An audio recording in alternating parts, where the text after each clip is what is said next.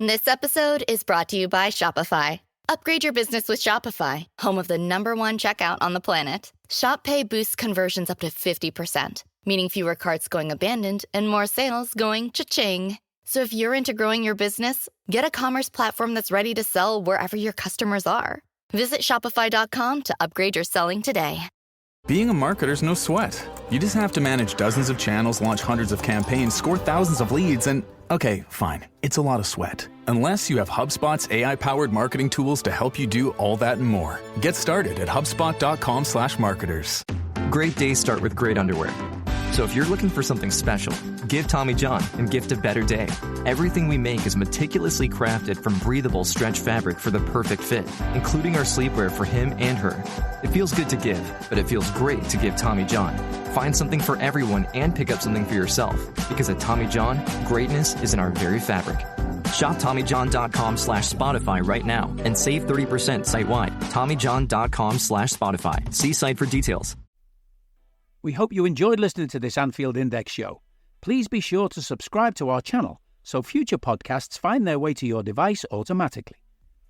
There's nothing quite like fan engagement, and we'd love to know what you think of anything discussed on this show. The best way to get in touch is over on our free Discord community, where both podcasters and listeners debate the hottest LFC topics 24/7. Sign up free now at AnfieldIndex.com/Discord. You won't regret it. You can also follow us on Twitter at Anfield Index and find us on Facebook by searching for Anfield Index. Oh, and before you go, we'd love it if you could leave us a 5-star review on your favourite podcast app. It only takes a couple of seconds, and it means the world to the people who create these free shows. Hello and welcome to episode 398 of the Anfield Index podcast.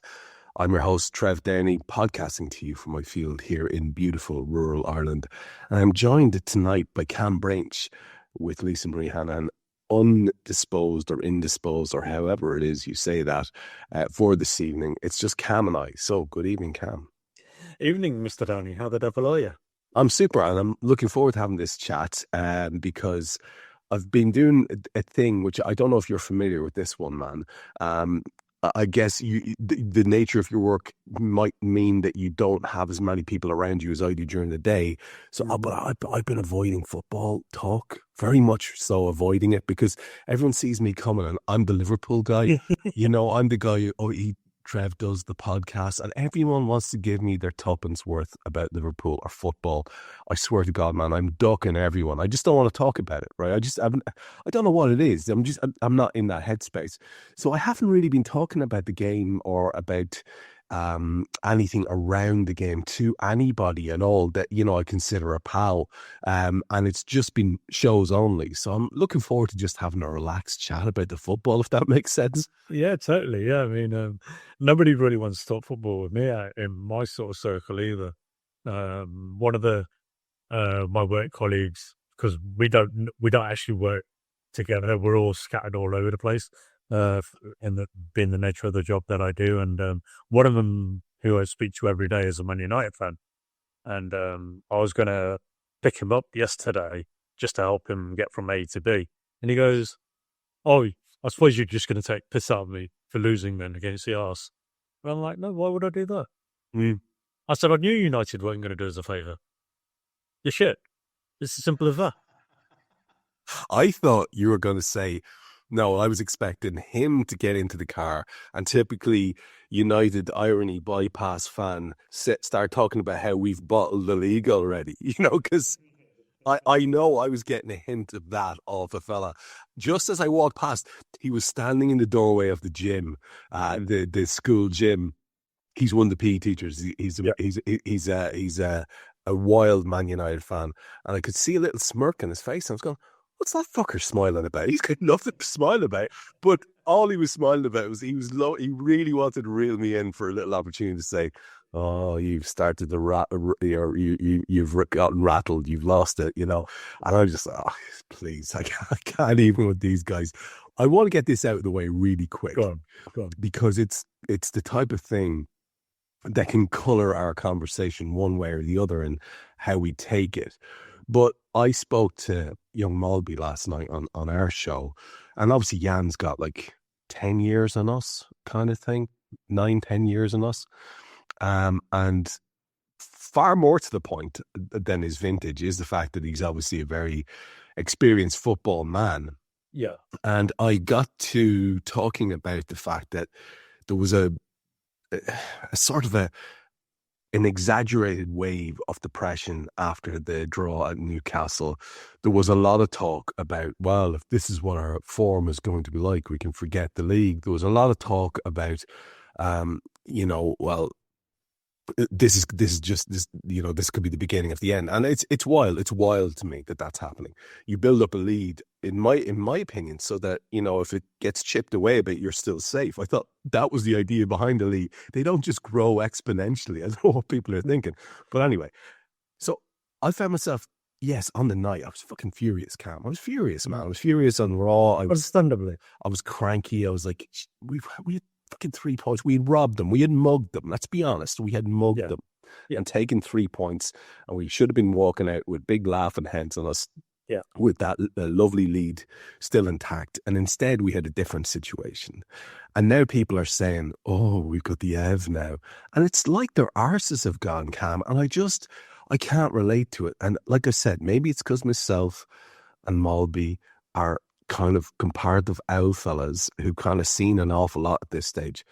But I just couldn't get into any kind of conversation about how, we're in trouble or we could be in trouble. I wanted to quiz him up about, did you see anything that worried you in the performance? And we went through that kind of systematically.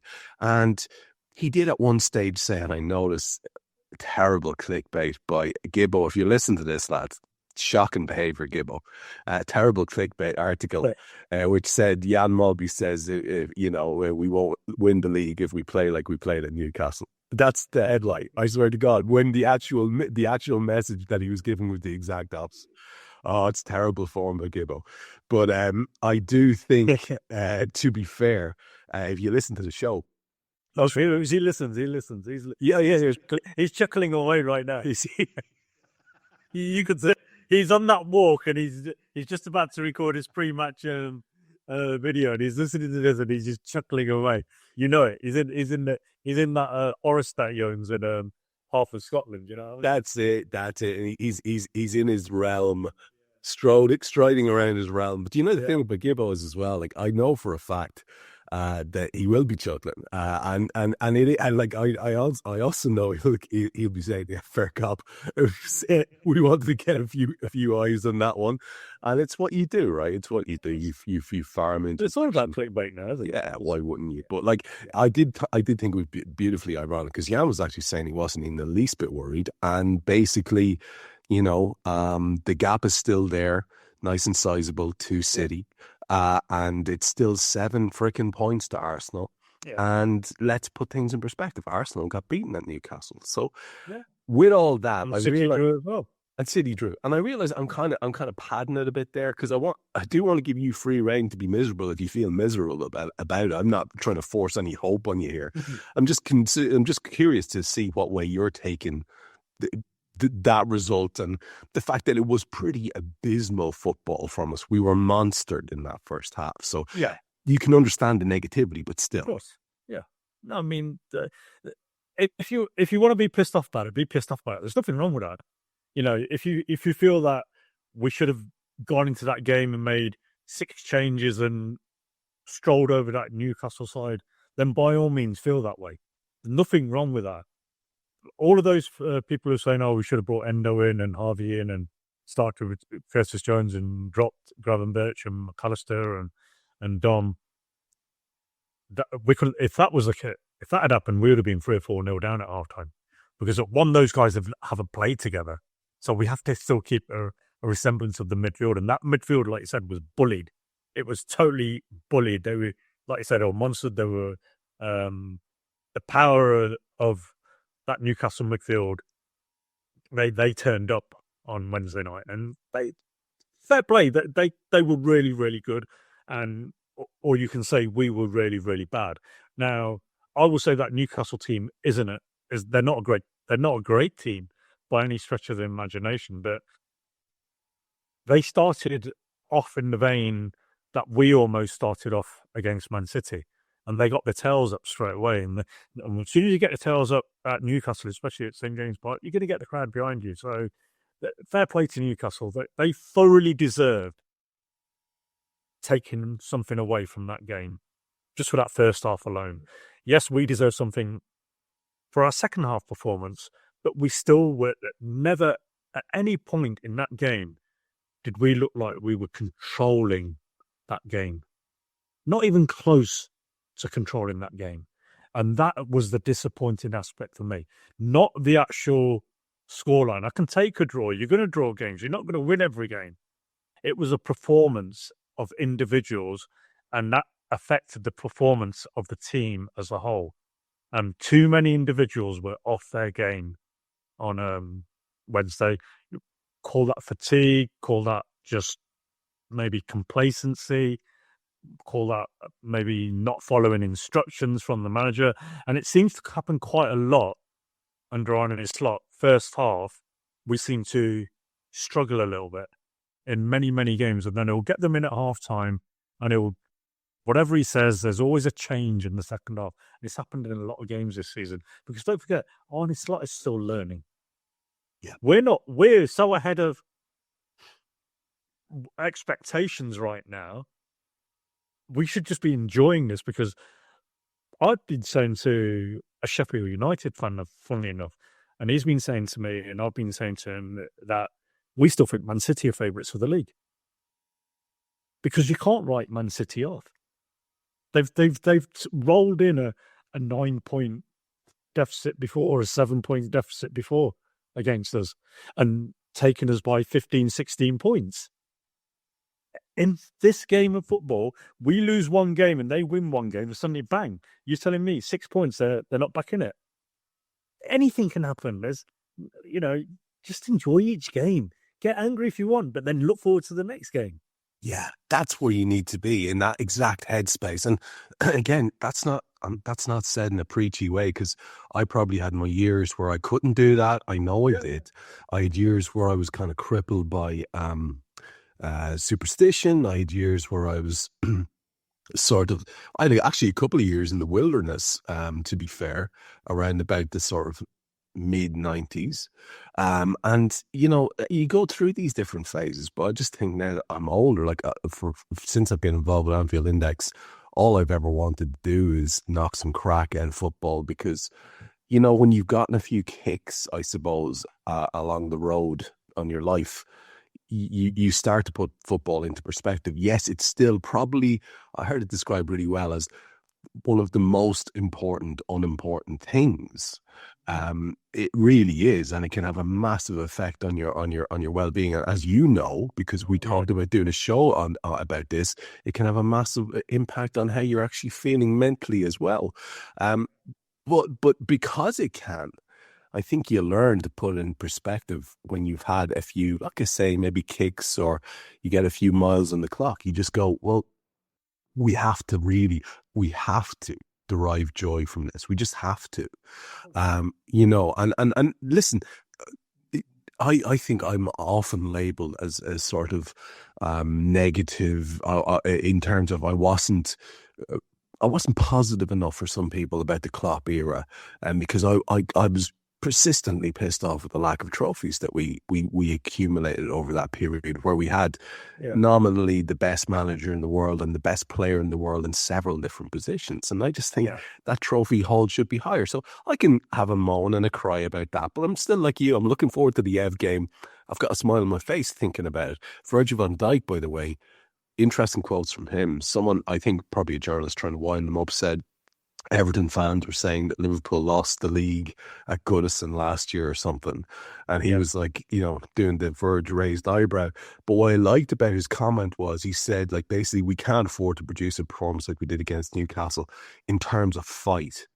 Now, that was music to my ears, man. Because now I know if we're going to be anything, we're going to be right up for this, the battle. Yeah. And it's going to be a battle tomorrow.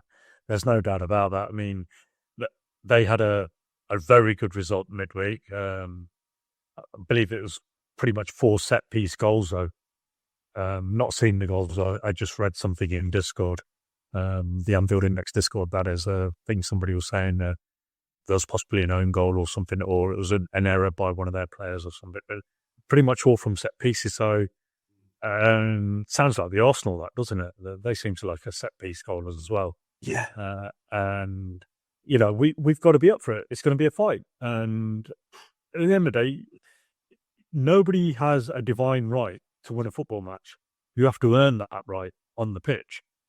And they'll be up for it. They know what's expected. If we've got a much better midfield than them. And as long as we can win that midfield battle, get that control, and play the way we've been playing, then it will be absolutely fine. If we let ourselves get to use a term, bullied, like we did against Newcastle that first half, we're going to struggle. And that result Wednesday will be a little bit of a wake-up call as well, because we had two fantastic results last week. They're on cloud nine, and they probably went in with a little bit of complacency again, you know, and we've done that. We used to do that quite a lot under Klopp, didn't we? Be suddenly beating the so-called bigger teams and then struggling against the so-called lesser teams. Great days start with great underwear. So if you're looking for something special, give Tommy John and gift a better day. Everything we make is meticulously crafted from breathable stretch fabric for the perfect fit, including our sleepwear for him and her.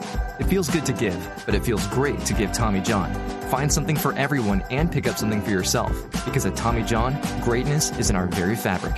Shop TommyJohn.com/Spotify right now and save 30% site-wide. TommyJohn.com/Spotify. See site for details. My dad works in B2B marketing. He came by my school for career day and said he was a big ROAS man. Then he told everyone how much he loved calculating his return on ad spend. My friends still laugh at me to this day. Not everyone gets B2B, but with LinkedIn, you'll be able to reach people who do. Get a $100 credit on your next ad campaign. Go to linkedin.com/campaign to claim your credit. That's linkedin.com/campaign. Terms and conditions apply. LinkedIn, the place to be, to be. Run a restaurant and you learn pretty quick. The sound of a crisp fry starts way before the first bite. As delivery and to-go keeps business booming, Order for pickup. McCain SureCrisp fries keep orders crispy. Hey, delivery. After the trip, the crispiness comes through. McCain SureCrisp fries. Go the distance. See how far our fries can take your business at surecrisp.com/delivery. I don't need a VPN. I've got nothing to hide. Ha. This is what I used to tell myself before I hooked up with LibertyShield.com. Not only is my home internet now fully encrypted, but I can now access all the websites I want, whenever I want, and do so from absolutely anywhere. As a Liverpool fan, I love to know I can now watch every match, regardless of whether it's on UK TV or not. My Liberty Shield VPN makes sure nothing is blocked and guarantees me super fast streaming speed throughout that match. You can get connected right now with their software package, which includes a 48-hour no-obligation free trial and instant access to their apps for Apple, Android, Fire TV, PC, Mac and Android TV. Or go a step further like I have and get one of their pre-configured VPN routers. These small but powerful devices allow you to easily connect every device in your home to VPN, making it the perfect solution for smart TVs, Mac boxes and games consoles. Visit LibertyShield.com today and use coupon code AIVPN25 to get 25% off at checkout. Well, you know, again, in insight from the Danish lad last night, he said, like, would you rather have dropped points against City and had a win against Newcastle? If that was the offer that was available to you, there's a draw and a win.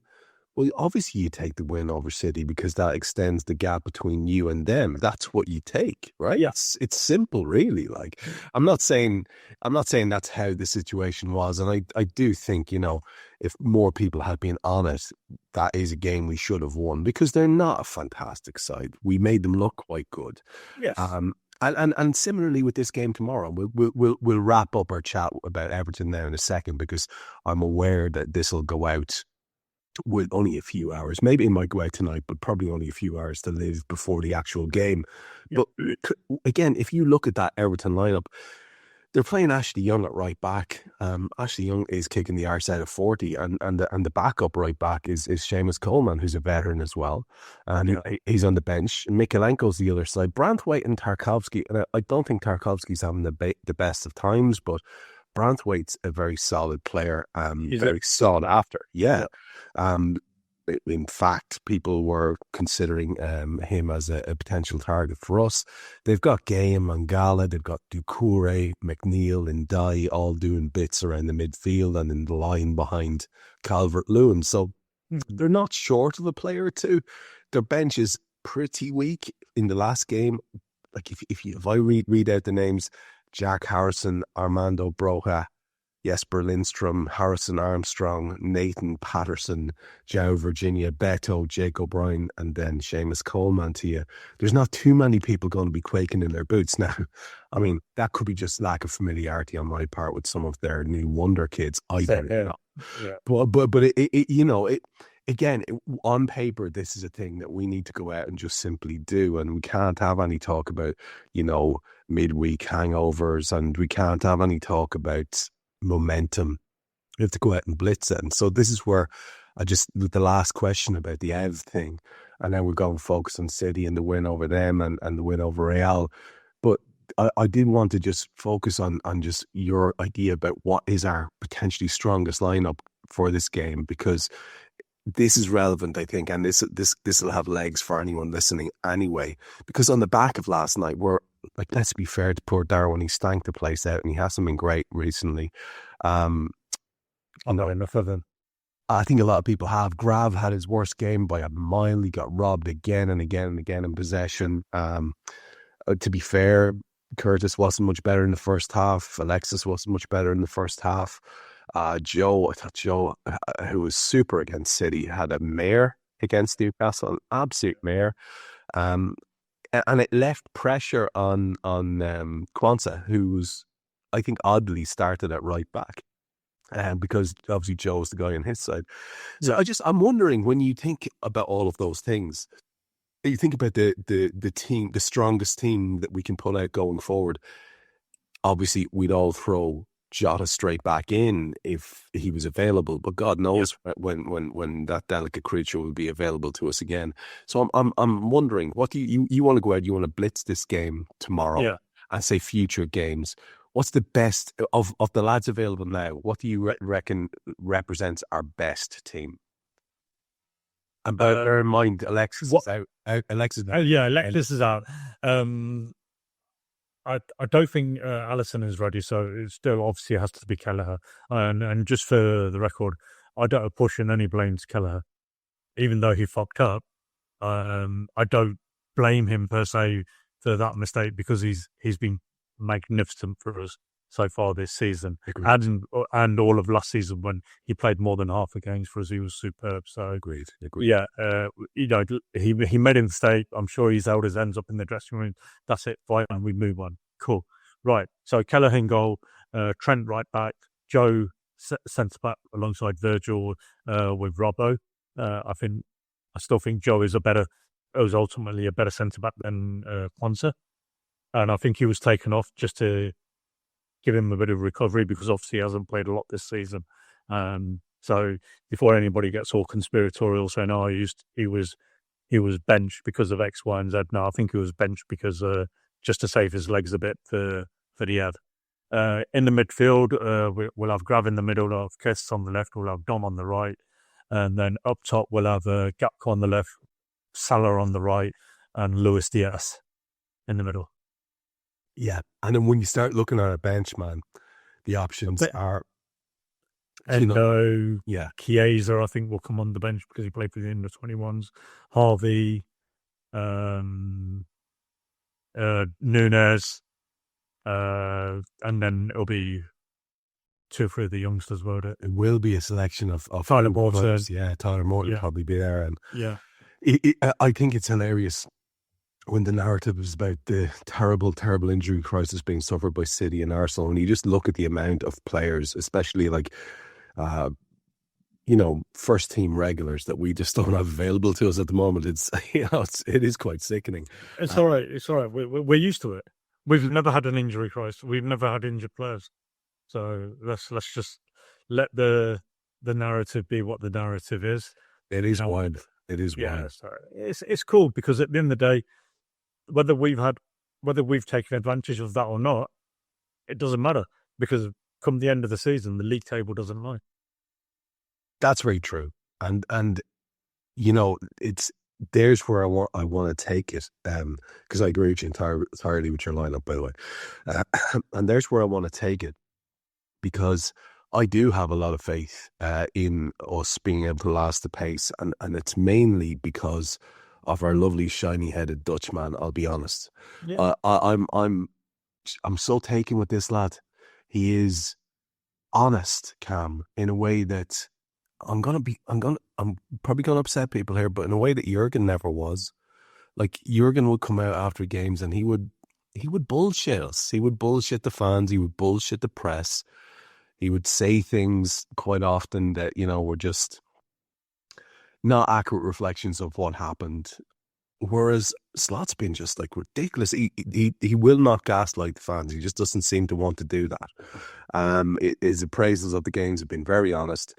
He has a bit of humour about him, which, like Jurgen, is a real advantage, a real plus, because it plays into the mindset of the fans, and I think it really helps people warm to you when you've got that a bit about you.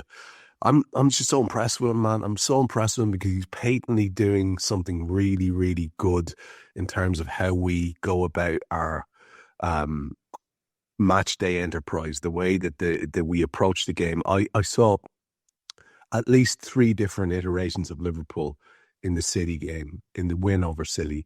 3 different types of team were on the park at different times. It's wild to see the impact this man has had with these players. And imagine what it's going to be like when and if old Hughesy and Big Mick get their finger out and start supporting the lad with some new players and a squad, not rebuild, but enhancement. I'm just quietly massively impressed by Slot, I have to say. Yeah, he's taken to it like a duck to water, hasn't he? And in that, he's just come in and he's just gone about his business. He knows what he wants to do. He knows how he wants to do that. Klopp was a politician of a manager or a coach when it came to the media. And I wouldn't say he was gaslighting everyone in the way he used to go about his media duties, but he never believed a word he said almost, because it was just like he's just saying things just to say things almost, because, he wanted to have proper footballing conversations. He didn't want to be talking about the bullshit that these rubbish journalists, well, I'm not saying, I'll take that back, sorry, not rubbish journalists, that these journalists would ask, stupid questions. And he'd be like, why are you asking me daft stuff? Whereas, like you say, ARNE, he's got a different outlook on life. He's very, very chilled. He's very, very laid back about it. He's very blunt as well. And he says exactly what he feels. It's almost like you could have him on a podcast now, sat with us now, and he would just tell it as it is. He wouldn't beat around the bush. If you can't talk about it, you won't talk about it. But what you can talk about, he will just say from the heart. There's a truthfulness to what he says. Yeah. And when you come across that way, it's easy to relate to that person then. I mean, obviously, the results have helped massively. I mean, if he'd lost 10 games now, we would be having a very, very different conversation about him. We wouldn't be saying how great he is in press conferences. No, but the reality is that we have won them, and he has made the best start of any Liverpool manager in history ever. Yeah, and you just think what a metaphorically huge set of knackers this lad must have, just because there's a quiet confidence about him is what I love. You know what I mean? There's like his record in the game is very impressive, But to come in at the level that he's at now with us, all due credit to the clubs he's been with, it's a whole different ballgame. I mean, like, we're in the top handful of clubs in the world. There's no two ways about that. And and the pressure's massive, and people were expecting, well, the more optimistic amongst us were expecting and had no time for any talk of another transitional season. No. And he's proved... Which is what it is. Well, he's proved what we were all hoping, which was that, look, it's a wonderful setup that Jurgen's leaving behind with wonderful players. Whoever comes in should be rolling on, as opposed to, trying to find their feet again and trying to find our feet as a club. And that's exactly what he's done, except he's surpassing expectations, Mark. Yeah, I mean, obviously we've not played anybody yet, so that helps. Yeah. It makes life easier. I mean, but at the same time, this is the toughest league in the world, as he correctly pointed out, and there's no easy game. So people can't have it both ways in that regard. And you touched on a really good point in that the previous regime, it wasn't just Jurgen, because I think some of Jurgen's signings could be debatable right now in compared to what the club was signing. It's almost like there was that little Brendan, the team behind divide, sort of thing. But I don't want to get too much into that side of things and stir the pot up too much. But the players that have been left behind, the players that, and crucially, the midfield that replaced the previous midfield, it just shows the quality of individuals we signed in Gravenberch, McAllister, Szoboszlai, and Harvey Elliott, even though we've not really seen him this season so much, that they are intelligent footballers who can adapt to various different styles of play. Yeah. And people talk about a footballing brain. Oh, he's brain dead. He hasn't got a footballing brain. These guys have got footballing brains, and they understand what is expected of them. I was listening to Alexis McAllister on a podcast today with Gary Lineker, and he was saying on there how we obviously more patient with the ball now compared to Jurgen. We're more about opening up spaces in certain areas of the pitch, and we're not rushing into that. And being more patient on the ball is also then allowing us not to be as fatigued as much as we were previously under, from last season going backwards as such, because it was a more high tempo game we were playing. Whereas now, because we're playing a slightly lesser tempo of a game and we're controlling the ball, and obviously you don't get tired when you're passing the ball to each other. You only get tired when you're chasing the ball. You never get tired if you've got the ball and you're making runs into space to receive the ball.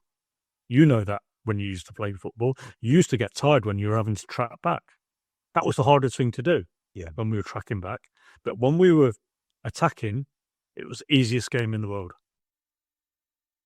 And you let the ball do the work, and you're moving, looking for that space. And this is why it was a bit of a surprise that we looked so fatigued on Wednesday, considering we haven't really, been playing at such a high tempo for X number of minutes per game. But, players can still get tired. You're still going to, it may not be in fatigue. It may just be when one or two players suddenly have an off day, it can manifest through the whole team. Well, I love this point about high IQ footballers. I think you're so right about that. And we have many of them.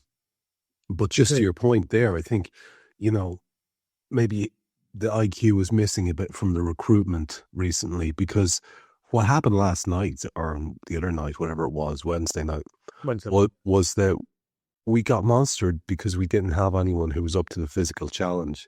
And everyone, including people who only hear about Liverpool Football Club in passing, knew how much we've been flirting with exactly that type of player season on season, close season on close season.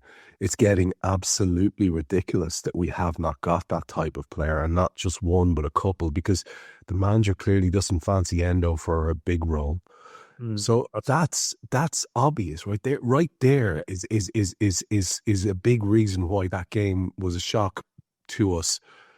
And if you don't have those scrappers, like we've seen great stuff from Gravenberch, he's become so intelligent because of that football IQ in terms of his tracking back and positioning himself right to intercept passing lanes and stuff like that. He's great. He's fantastic. Alexis is clearly a sort of a footballing savant in his own way. Yeah. And Dom's a bright boy too. But my point is, you can be as intelligent as you want, but if fellas are coming and they just want to kick you up in the ground and up in the air, and you've got Joe Linton basically getting away with mugging everyone repeatedly in front of the referee without any cards, well, you need someone who's a fucking scrapper, Cam. You need someone who is, a foot-in merchant, a thus far and no further merchant. And I don't care who you are. Every team has one of those who is very successful. Ours was Fabinho when we were very successful. So it's not difficult. But just to extend your point, is it mean to say that might be the thing at the end of the day? Because you hear all these ex-player pundits talking about, oh, well, when he has too much time, that's when he makes a mistake. I'm talking, of course, about Darwin Núñez. Because the lad had an opportunity to blast in and finish there on his left foot. And it was one of the worst attempts I've ever seen. It was a snapshot. It was awful. He was nowhere near a goal. And it looked like he couldn't buy one for love or money. His goal tally over the season is wretched. And my heart goes out to him, because you will not see a lad who tries harder. Like in the 80-something minute, he's tracking back from their box to our box and taking it off a fella. Yeah. I do love the lad, but a bit like you now, production is all that matters to me. The same as trophies is all that matters to me. I'm not going to be picking players because sentimentally I think they should be in the team. That's not me. I'm not that fan. No. Similarly, I can't bear with a lad if he's not producing. No matter how much I like him, I can't bear with him. So this is where I wanted to get to, because you started off mentioning this guy. You were pretty direct. I just want to get your take on it. Hey guys, it's Eddie Gibbs from Anfield Index here. I hope you're enjoying this podcast, and I'm sorry to call time on the show before it ends. In the current climate, it's tougher than ever before to offer podcasts for free. At Anfield Index, we produce over 75 free shows every month, which I'm confident is unparalleled in the LFC sphere. Whilst we'd love to offer everything for free, the production costs now make this impossible. That said, we don't want to follow the model of other channels and lock all of our content behind a paywall. So what we've decided to do is to continue offering every show for free, but cut that offering to 30 minutes on our longer shows. So to get all of our shows in full and enjoy the best of everything we have to offer, we really hope you'll consider supporting the channel and signing up at AnfieldIndexPro.com. For about the price of one cup of coffee, you'll get every podcast in full with 0 ads. You'll also get access to our LFC VIP community, where you can enjoy live podcasts, engage with our podcasters, and chat with other Reds in real time. So that website again, AnfieldIndexPro.com. Join today. This podcast is part of the Sports Social Podcast Network.